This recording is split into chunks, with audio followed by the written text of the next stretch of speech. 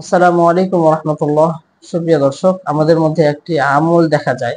সে আমলটি হলো, কোনো ব্যক্তি গোসল করলে নামাজ পড়ার পূর্বে সে পুনরায় ওযু করে। তাকে যদি জিজ্ঞেস করা হয় কেন ওযু করছেন, তাহলে সে বলে নামাজ পড়বো বা কোরআন শরীফ পড়বো, এই জন্য ওযু করছি।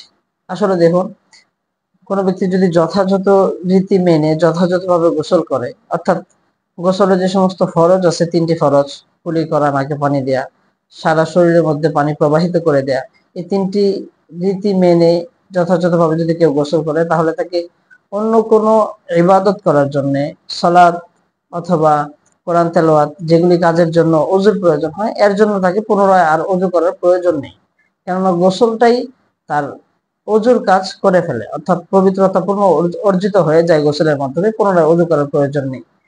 এর উপরে যদি আবার কেউ গুরুত্বের সাথে সুন্নাহ অনুযায়ী গোসল করে, তাহলে তাকে তো আরো আগেই প্রয়োজন নেই। কেননা গোসলের পূর্বে সুন্নাহ হলো ওযু করে নেয়া।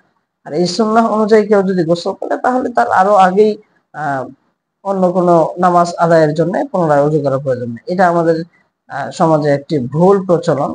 আমরা এটার প্রয়োজন মনে করব না আর। আল্লাহ পাক রব্বুল আলামিন আমাদেরকে এটা বুঝে আমল করার তৌফিক দান করুন। আসসালামু আলাইকুম ওয়া রাহমাতুল্লাহ।